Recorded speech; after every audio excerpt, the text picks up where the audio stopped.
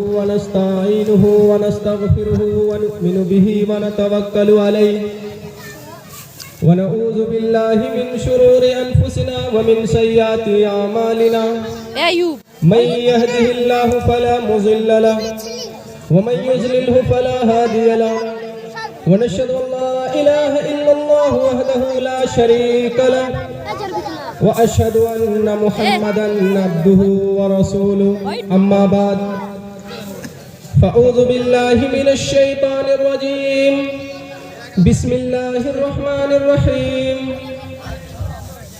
واعتصموا بحبل الله جميعا ولا تفرقوا واذكروا نعمة الله عليكم إذ كنتم أعداء فألف بين قلوبكم فأصبحتم بنعمته إخوانا وقال النبي صلى الله عليه وسلم من رأى منكم منكرا فليغيره بيده فإن لم يستطع فبلسانه فإن لم يستطع فبقلبه وذلك أضعف الإيمان رواه المسلم أو كما قال عليه الصلاة والسلام. The primary aim of like that program, there is nothing but to receive good thing from Allah subhanahu wa ta'ala. All praise be to Allah and cherisher, the sustainer of the worlds. And may the blessings and peace be upon the master of prophets and all of his companions. Allah subhanahu wa ta'ala said in the Holy Quran about human beings, you should to worship only one God, you must to follow the method of the last prophet Muhammad sallallahu alayhi wasallam, because Muhammad is the last messenger of Allah subhanahu wa ta'ala. वास्तव में परम प्रशंसा स्तुति और वंदना उस सर्वश्रेष्ठ महान ईश्वर के लिए है जो संपूर्ण ब्रह्मांड का स्वामी और पालनहार है। हम उस ईश्वर की वंदना करते हैं जो सर्वप्रथम है, जो आदि और अनंत है। वो ईश्वर हमारे संपूर्ण कार्यों को अत्यंत प्रेरणा दे, अर्थात हमें सीधा रास्ता पे चलाए। नमो भगवते वासुदेवाय विश्वेश्वर आदि पुरुष अपरंपार अल्लेख पुरुष्या नमः। नराशं संवाजिनं वाजन्निषेधीरं पोषणं सुम्नेरी महे रथम न दुर्गा दवसवः सुदानो विश्व सम्मानो अहंसो निष्पिपर्ता स एक एवात्रपति प्रजानां कथम पुनर्जात कीर्ता प्रवेदा असतो गुणा पुरुषं दीपयन्ति प्रज्ञा चकोलं चदं श्रुतं च पराक्रमस्य बहुभाषिता च। ओम पूर्णमदः पूर्णमिदं पूर्णात् पूर्णमुदच्यते पूर्णस्य पूर्णमादाय पूर्णमेवावशिष्यते। ओम शांति ही शांति ही शांति।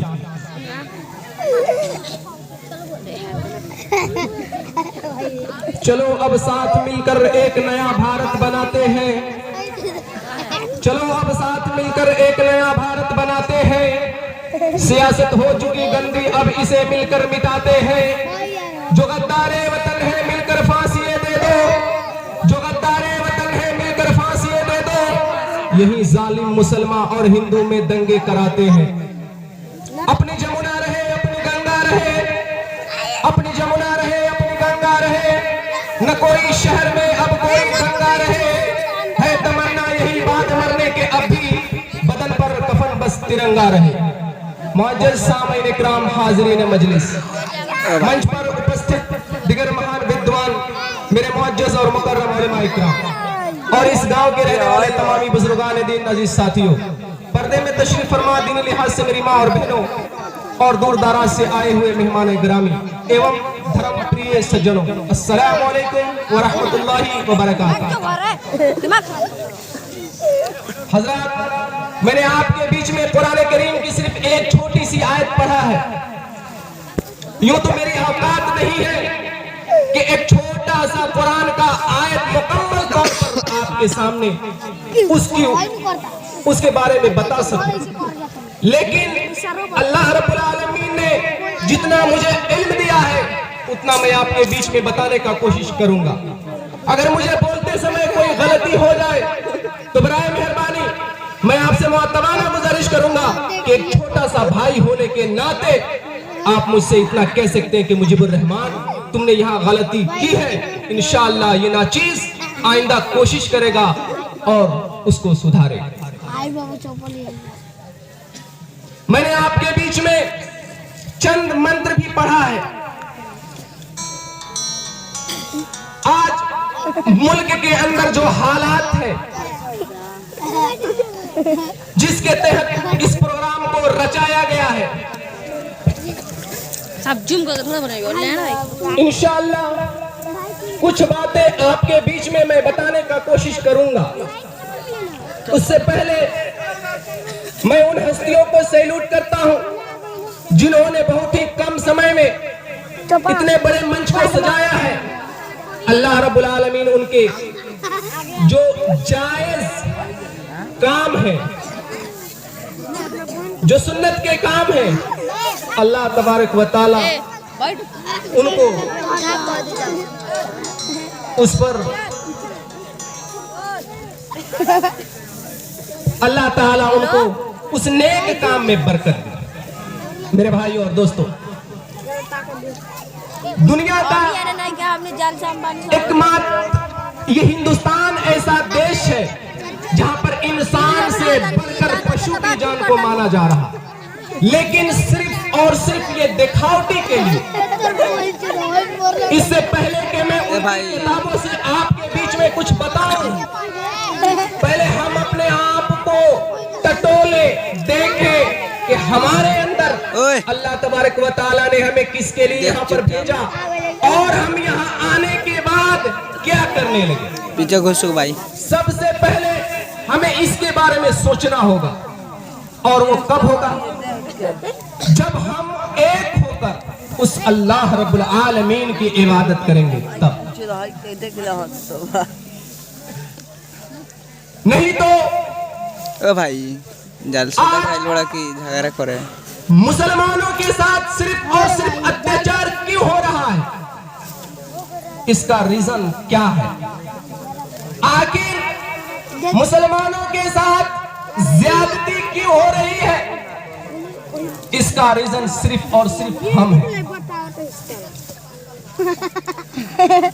एक वाकयात मैं आप हजरात के बीच में रखकर और उसके बाद फिर वक्त मिलेगा तो मैं आपसे संस्कृत में कुछ बातें बताने का कोशिश करूंगा।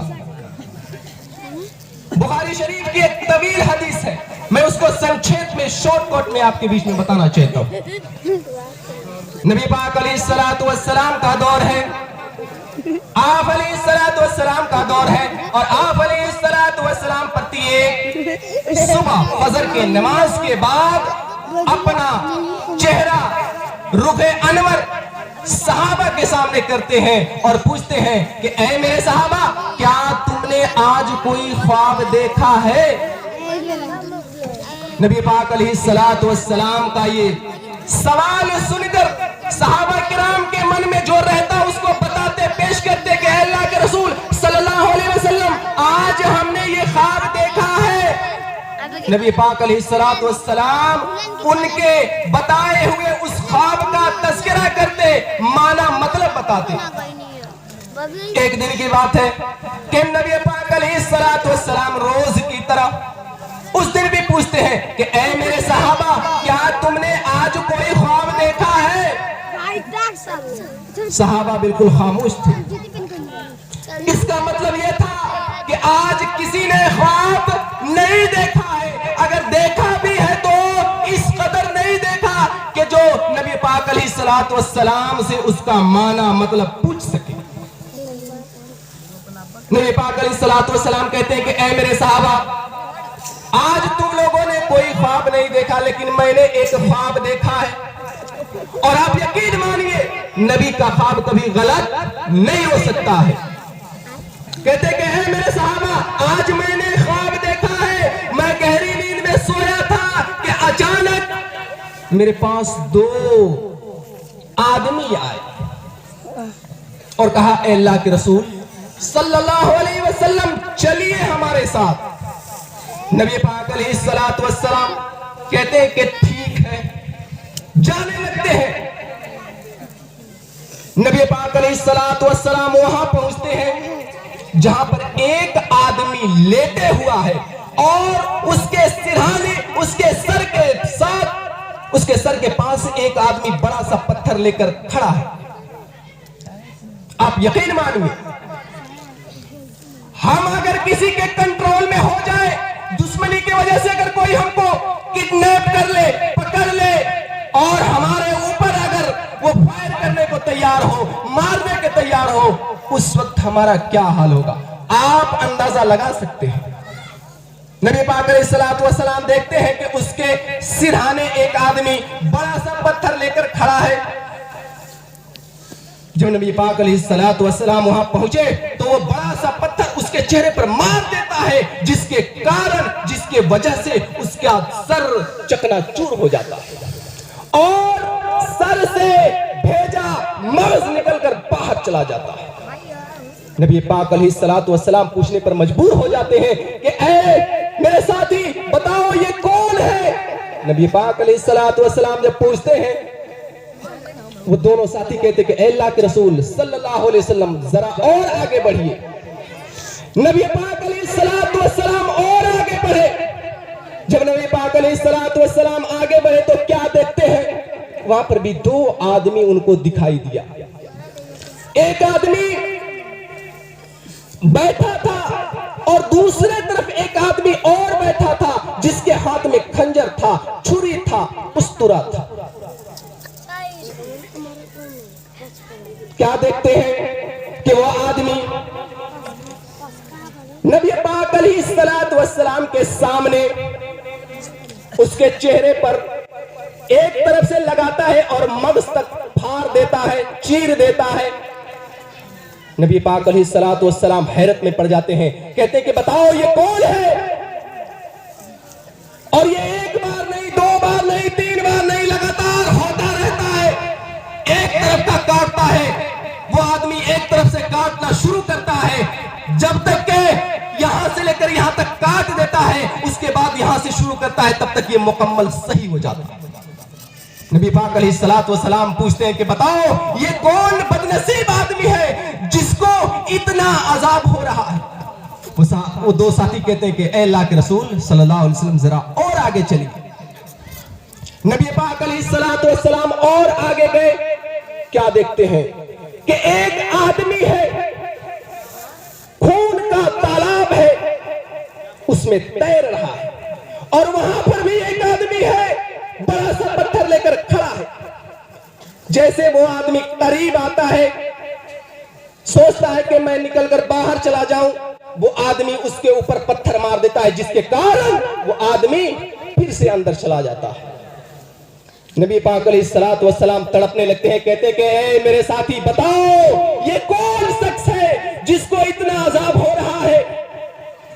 कहते कि ऐ अल्लाह के रसूल सल्लल्लाहु अलैहि वसल्लम जरा और आगे चलिए।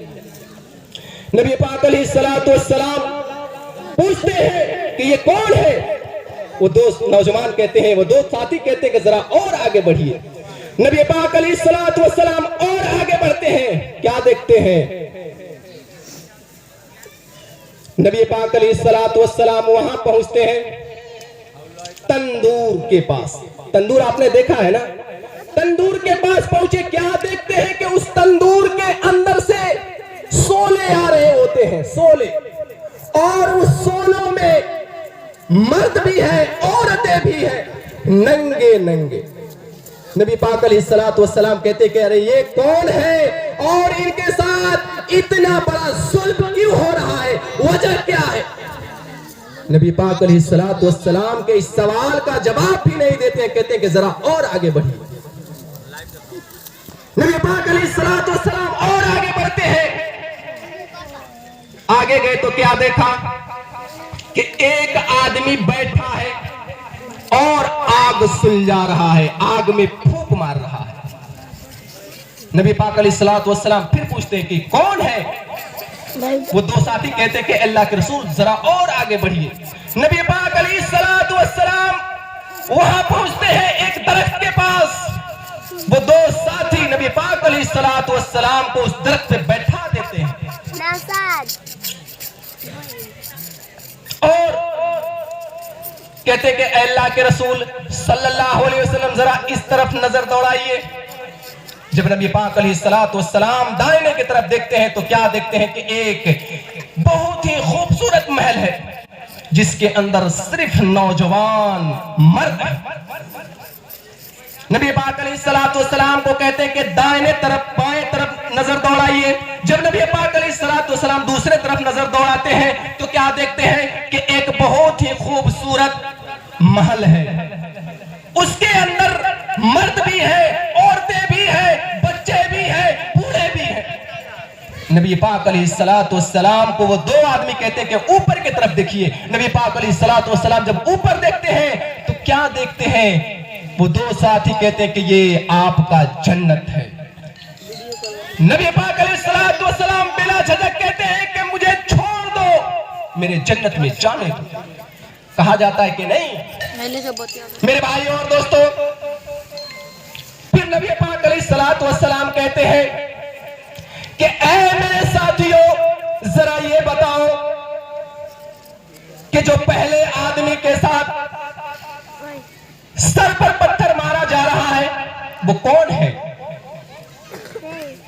नबी पाक अलैहिस्सलातु वस्सलाम का इस सवाल का जवाब सुनकर वो दो नौजवान, वो दो फरिश्ते या दो आदमी कहते हैं कि अल्लाह के रसूल सल्लल्लाहु अलैहि वसल्लम, ये आपके उम्मती का वो आदमी है जिसके पास कुरान का इल्म था और उस पर ये अमल नहीं करता था। चलिए आज इस मजलिस के अंदर कितने ऐसे लोग हैं जिनको कुरान का इल्म नहीं है? जरा हाथ ऊपर उठाइए था,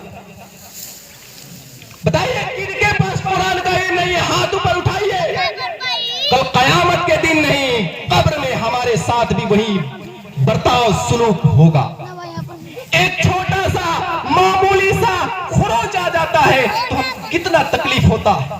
जरा गौर कीजिए, जरा सोचिए कि कब्र में हमारे साथ अगर उसी तरह का बर्ताव हो तो क्या हम झेल पाएंगे? और ये एक दिन नहीं, दो दिन नहीं, कयामत तक होता रहेगा। वक्त है सुधरिए, नहीं तो फरिश्ते खुद ब खुद सुधार देंगे। कब? आंख बंद हो जाए तब। वक्त मिला है, इसको गनीमत जानिए और सुधरिए। नबी पाक अलैहिस्सलातु वस्सलाम को दो नौजवान कहते हैं कि अल्लाह के रसूल सल्लल्लाहु अलैहि वसल्लम, आपने जिस आदमी को देखा जिसका गला काटा जा रहा था, चीरा जा रहा था, ये आपके उम्मती का वो शख्स है जो झूठ बोलता है, झूठ बोलता है। हम कहते कि मौलवी साहब, हम मौलवी साहब हैं, कहते चलिए नमाज पढ़े तो मौलवी साहब अब होता नहीं 5 मिनट में जोहर गई। झूठ नहीं है। अगर आप चाहते हैं कि इससे बचे तो कब बचिएगा? आंख बंद हो जाएगा तब नहीं। आज यहां से आप एक वादा लेकर जाइए कि हम इंशाअल्लाह फजर की नमाज में सिर्फ वही लोग जाएंगे जिनका डेट एक्सपायर है। इंशाअल्लाह बोलिए। हाँ इंशाअल्लाह। अल्लाह तबारक व तआला कल कयामत के दिन आपसे पूछेगा कि आपके पास कुरान का इल्म था कि नहीं था। कहिएगा कि नहीं, तो बताएंगे कि फला जगह, फला आदमी, फला समय में आपको बताया था, आपका कान उसके तरफ सुनते सुनते सुन हो गया था। नबी पाक अलैहिस्सलातु वस्सलाम से वो दो नौजवान कहते हैं कि ऐ अल्लाह के रसूल सल्लल्लाहु अलैहि वसल्लम, जिसको आप खून के नदी में, तालाब में तैरता हुआ देख रहे थे, ये आपका उम्मती का वो नौजवान है जो दुनिया में सूद खाता था। सूद समझ रहे हैं ना? सूद 2000 दे दीजिए, 15 दिन के बाद 500 मिला के देंगे। समझ रहे हैं ना? उसी को ना सूद कहते हैं भैया।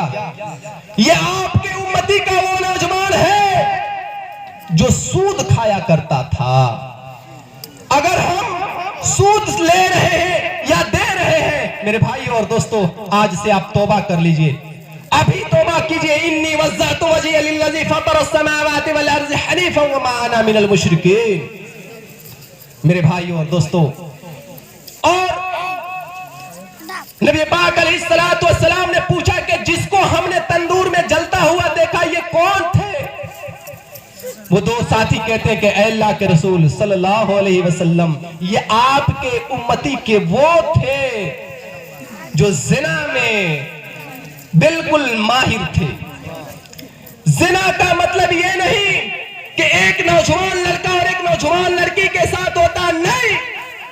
अल्लाह तबारक व तआला पूरे कुरान को आप उठा कर देखिए, कहीं अल्लाह ताला ने ये नहीं कहा कि तुम जिना मत करो, गुनाह है। नहीं, अल्लाह ताला ने कहा है कि जिना के करीब तक मत जाओ, जिना के करीब मत जाओ। आज देवर भाभी के साथ खलवत में मिलना ये भी जिना है। बहनोई को सालिस के साथ घूमना ये भी जिना के करीब जाना है। तो इससे आप बचिए। अगर आप नहीं बचेंगे तो आपका भी हश्र, हमारा हश्र उसी के तरह होगा जिस तरह से तंदूर में उनको डालकर जलाया जा रहा था। नबी पाक अलैहिस्सलातु वस्सलाम से फिर वो दो साथी कहते कि आपने जिस शख्स को आग फूकते हुए देखा, ये जहन्नम का दारोगा था जिसका नाम मालिक है, मालिक जहन्नम। ये फूंक मार रहा है, आग भड़का रहा है। किसके लिए? हम सब के लिए, हम सब के लिए आग भड़का रहा है। मेरे दोस्तों, अगर आप चाहते हैं कि हम उस आग में ना जले, वक्त है, अल्लाह ने वक्त दिया है, इसका कदर, इसको कदर कीजिए और अपने आप को अल्लाह के हवाला कर दीजिए तब। और जन्नत के बारे में आप सब जानते हैं कि उसमें ऐशो इशरत की जिंदगी होगी।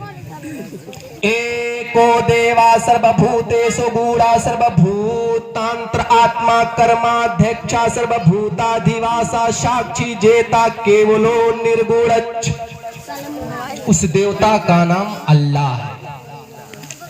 वो एक है, दूसरा नहीं। और उस एक अल्लाह को ऋग्वेद, यजुर्वेद, सामवेद, अथर्ववेद, रामायण, रामचरितमानस, श्रीमद् भगवत गीता के अलावा आदि ग्रंथ, इन किताबों के अंदर भी उस एक अल्लाह के विषय में बताया है। अगर मैं झूठ बोल रहा हूं तो आप उस वक्त को याद कीजिए जब श्री रामचंद्र जी को 14 वर्ष का वनवास हुआ और उस वनवास के लिए वो वन जंगल में चले गए, वन में रहने लगे। तो उस वन में सबसे पहले मुलाकात श्री हनुमान जी से हुई थी और एक ही मुलाकात में श्री हनुमान जी श्री रामचंद्र जी के सच्चे पक्के भगत हो गए और कहने लगे कि मैं उस ईश्वर की पूज्य प्रार्थना करना चाहता हूं। क्या वो ईश्वर नहीं है? क्या आप ईश्वर हैं? क्या मैं आपकी पूजा करूं? तो श्री हनुमान जी को श्री रामचंद्र जी ने कहा कि नहीं, ना ही मम प्रिय नाथ कहा हूं ऐसी ते ईश्वर वो हो जहते माथा शीश नवा वही राम। मैं कोई ईश्वर नहीं हूं, मैं खुद अपनी मुसीबत में एक दूसरे ईश्वर के पास झुकता हूं, एक ईश्वर के पास झुकता हूं। उसी ईश्वर के सामने तुम झुको, सजदा करो। और उस ईश्वर के बारे में ऋग्वेद के अंदर, यजुर्वेद के अंदर, सामवेद के अंदर, यहां तक कि श्रीमद् भगवत गीता के अंदर स्पष्ट रूप से एक मंत्र दिया है जिसमें साफ खुले लफ्जों में कहा है कि इंद्रम हो विश्वतस्पनि हवा महे जने भ्याहा अस्माकम अस्त केवल। उस ईश्वर को हम अपने इन आंखों से नहीं देख सकते। क्यों? क्योंकि वो आदर्श है, निराकार है, उसका कोई आकार नहीं। और वैसे जिस मालिक का नाम महादेशा है, उसकी कोई प्रतिमा नहीं, कोई मूर्ति नहीं, उसके नाम का जप करना महायश है। श्रीमद् भगवत गीता के अंदर लिखा है वायुर्देर्मुग्धवरुणाशंका प्रजापतिष्टम प्रपितामहश्च नमो नमस्ते स्वसहस कीर्त्वा पुनश्च भूयोऽपि नमो नमस्ते। वायुज मने हवा, यर्मुख मने आग, वरुण मने सूरज, शशंक मने चांद। हवा को, अग्नि को, सूरज को, चंद्रमा को जिसने बनाया, प्रजापतिस्त्वम प्रपितामहश्च, और सारी सृष्टि और ब्रह्मांड को जिस परब्रह्म ने बनाया, जिस मालिक ने बनाया, नमो नमस्ते। उस मालिक को हम नमस्ते करते हैं। किसी मुसलमान के लिए जायज नहीं है कि वो किसी को नमस्ते करे, हराम है। नमस्ते किसके लिए है? ईश्वर के लिए है। नमो नमस्ते, हम उस मालिक को नमस्ते करते हैं, दंडवत करते हैं, सजदा करते हैं, माथा टेकते हैं। 100 सहस्र कृत्वा, हजारों बार पुनश्च भूयोपि नमो नमस्ते, और बार बार उसको सजदा करते हैं, माथा टेकते हैं। भावा अर्थ इसका यही हो रहा है कि जिसने सूरज, चांद, जमीन, आसमान, दरिया, पहाड़, सांप, बिच्छू, भालू, बंदर, भूत, प्रेत, चुड़ैल, जिन्ना, देवी देवता, राक्षस, शैतान, इन सब को बनाने वाला एक है, तो फिर जाहिर सी बात है कि पूजने वाला अनेक नहीं हो सकता, एक है जिसकी इबादत की जाए, और उसी एक अल्लाह को हम मानते हैं। एकम ब्रह्मद्वितीयो नास्ति निन्नास्ति किंचन, ब्रह्म एक है, दूसरा है ही नहीं, दूसरा है ही नहीं। लेकिन उस एक ब्रह्म को ऋग्वेद, यजुर्वेद, सामवेद, अथर्ववेद के अंदर अलग अलग नामों से बुलाया गया है। तो इसका मतलब यह नहीं कि हम उस ईश्वर की उपासना करते हैं, हमारे हिंदू भाई के यहाँ वो दूसरा है, नहीं, वो ही एक है जिसकी इबादत की जाए। एक वाकयात को मैं आपके बीच में और रखना चाहता हूं। जाहिर सी बात है कि मैं ज्यादा संस्कृत बोलता हूं, ये अल्लाह का शुक्र है कि एक मैं छोटा सा वाकयात आपके बीच में पढ़ा। एक और वाकयात को मैं आपके बीच में रखकर इंशाअल्लाह मैं अपनी तकरीर को खत्म करूंगा, और आप सब हैरत में पड़ जाएंगे सनातन धर्म के जो धर्म शास्त्र है उसके अंदर कितनी सच्चाई को हद से नीचे दबा करके रख दिया। एक दिन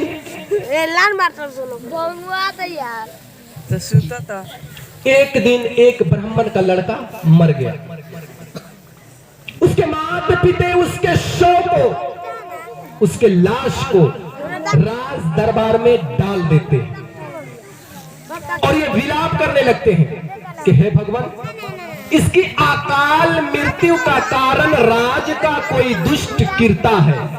इस पर विचार करने के लिए स्वयं भगवान श्री रामचंद्र जी ने 8 पंडाओं की आहूत की।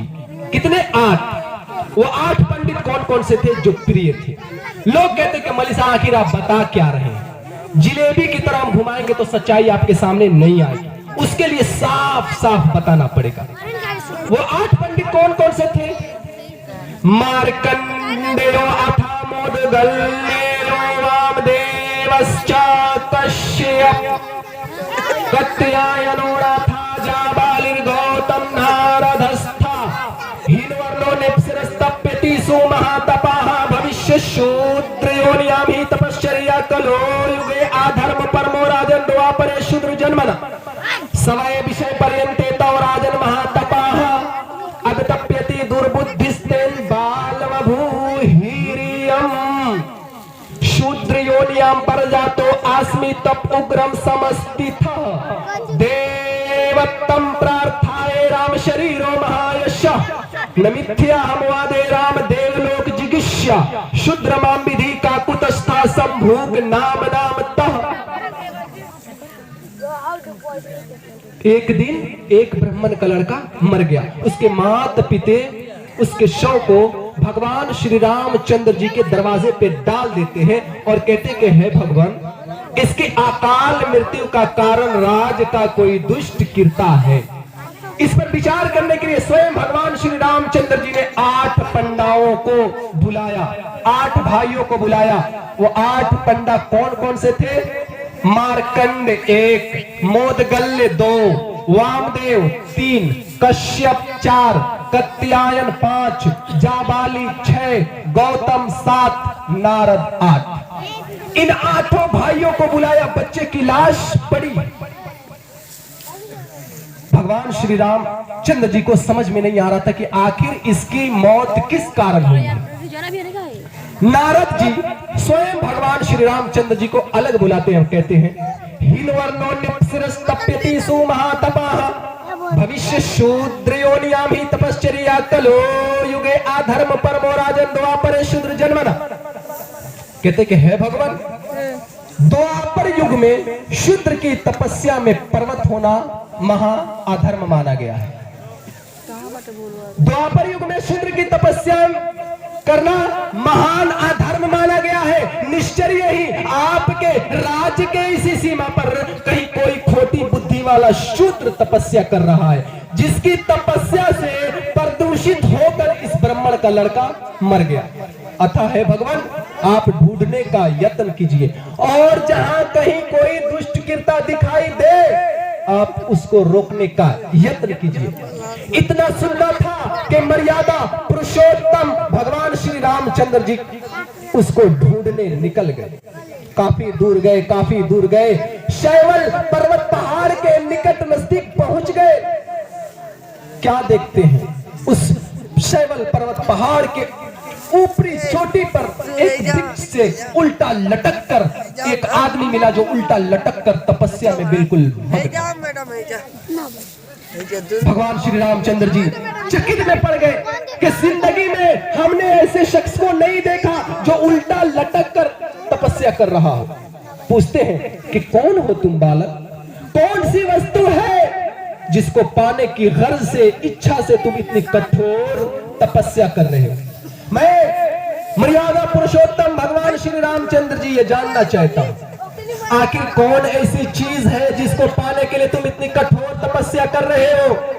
3 बार पूछने के बाद वो शंभुक आंखें खोलता है और कहता है, हिन्वर्णो निप्सरस तप्यति सुमहातपाः भविष्य शूद्रयोनियां हि तपश्चर्या कलो युगे आधर्म परमो राजन द्वापरे शूद्र जन्मना सवय विषय पर्यंते तो राजन महातपाः। कहते कि है भगवान, मैं शूद्र योनि में जन्म लिया और सदैव स्वर्ग में जाने की इच्छा से मैं ये तपस्या कर रहा हूं। भगवान श्री रामचंद्र जी जब ये सुनते हैं तो बिना कुछ सोचे समझे अपना तलवार निकालते हैं और उसके गर्दन पे वार कर देते हैं। देखते देखते सर धड़ से अलग हो जाता है। इस काम को स्वयं मर्यादा पुरुषोत्तम भगवान श्री रामचंद्र जी ने अंजाम दिया था। जीता जागता प्रमाण रामायण के अंदर मौजूद है। जब इस काम को स्वयं भगवान श्री रामचंद्र जी ने किया, देवता लोग बहुत खुश हुए और मर्यादा पुरुषोत्तम भगवान श्री रामचंद्र जी के ऊपर सुगंधित फूलों की वर्षा करने लगे और कहने लगे कि मर्यादा पुरुषोत्तम भगवान, आपने बहुत अच्छा काम किया। क्या नबी पाक अलैहिस्सलातु वस्सलाम ने अपनी जीवनी के अंदर किसी शख्स को मारा है चाटा से? नहीं मारा है। मेरे दोस्तों, आपको फख्र होना चाहिए कि आप जिस नबी के उम्मती है, उस नबी को तरह तरह से लोगों ने अपमानित किया, लेकिन वो नबी बर्दाश्त करता गया। किसके लिए? हमारे लिए, और दुआ करता गया हमारे लिए। लेकिन आज एक वक्त हम अपना टाइम नहीं दे पाते मस्जिद में जाने के लिए। एक वक्त, एक दिन मुकम्मल तौर पर जुमे के दिन हम जाते हैं, बाकी दिन गैर हाजिरी, बाकी दिन हम गैर हाजिरी रहते हैं। कल क़यामत के दिन हम क्या जवाब देंगे? अल्लाह के नबी पाक अलैहिस्सलातु वस्सलाम ने हमें सजदे में छोड़कर इस दुनिया से चले गए और हम बाजार में घूम रहे हैं, नाच में जा रहे हैं। क्या नबी ने हमें नाच गाने के लिए भेजा, हमें छोड़ा था? मेरे दोस्तों, ये वाकया दिल दहला देने वाला था। आज हम इसको देखते हैं और दूसरी तरफ हम अपने कुरान को, हदीस को पढ़ते हैं, तब हमें पता चलता है कि नबी पाक अलैहिस्सलातु वस्सलाम के जो मानने वाले लोग थे उनको किस तरह से रुसवा और जलील किया गया, लेकिन फिर भी उन्होंने इस्लाम के खातिर, इस दीन के खातिर सब कुछ बर्दाश्त करते गए और आखिर में इस्लाम का परचम लहराकर इस रूए जमीन से चले गए और आप उस इस्लाम को बदनाम करने में तुले। आज से वादा कीजिए कि इंशाअल्लाह फजर के वक्त हम सब लोग मस्जिद में जाएंगे, लेकिन मौलवी वादा करा के चले जाएंगे और फजर में बस यही लोग रहते हैं जिनका डेट एक्सपायर है, पता नहीं वजू सही से करते होंगे या नहीं। मेरे दोस्तों, फरमाया बताया जाता है, किताबों के अंदर भी आता है कि अगर किसी कौम को बदनाम करना है तो सबसे पहले उस कौम के नौजवानों को बदनाम कर दो, उस कौम के नौजवानों को तोड़ दो, कौम ऑटोमेटिक टूट जाएगी। तो आप इस कौम के दीवार है। अगर आप अपना घर मजबूत बनाना चाहते हैं, अपना इस्लाम का घर मजबूत बनाना चाहते हैं, तो उसके लिए आपको मस्जिद से जुड़ना होगा। मस्जिद से जुड़ेंगे इंशाअल्लाह आपका दीन और दुनिया दोनों कामयाब हो जाएगा। मेरे दोस्तों, कुछ और मंत्र मैं आपके बीच में पढ़ता, वक्त की इजाजत नहीं देता। आइए मैं आपके बीच में एक भजन सुना के और उसके बाद मैं अपनी जगह लूंगा। इंशाअल्लाह फिर कभी मौका मिलेगा तो मैं आपके बीच में आने का कोशिश करूंगा। तन को धोया अगर मन को धोया नहीं, तन को धोया अगर मन को धोया नहीं, ऐसे गंगा नहाने से क्या फायदा। तन को धोया अगर मन को धोया नहीं, ऐसे गंगा नहाने से क्या फायदा। तूने प्यासे को पानी पिलाया नहीं, बाद अमृत पिलाने से क्या फायदा। है समय का तकाजा यही दोस्तों, धर्म के वास्ते जान दो मर मिटो। है समय का तकाजा यही दोस्तों, धर्म के वास्ते जान दो मर मिटो। गर इबादत का जज्बा न मकसूद हो, गर इबादत का जज्बा न मकसूद हो, फिर मस्जिद बनाने से क्या फायदा। एक पंडित सदा मुस्कुराते हुए कहे उठाती का चंदन लगाते हुए। एक पंडित सदा मुस्कुराते हुए कहे उठाती का चंदन लगाते हुए। मन में ईश्वर का गर ध्यान शामिल नहीं, मन में ईश्वर का गर ध्यान शामिल नहीं। मथुरा काशी भी जाने से क्या फायदा। तन को धोया अगर मन को धोया नहीं, ऐसे गंगा नहाने से क्या फायदा। ईश्वरियम महामायमेवं पृथ्वीरम कारणम। ओम शांति ही शांति ही शांति। ना तो दिल में मलाल रखिएगा, ना तो कोई सवाल रखिएगा, ना तो दिल में मलाल रखिएगा, ना तो कोई सवाल रखिएगा। हम सलामत सदा रहेंगे, बस आप अपना ख्याल रखिएगा। वाखिर दुआना अल्हम्दुलिल्लाहि रब्बिल आलमीन। शुक्रान जज़ाक।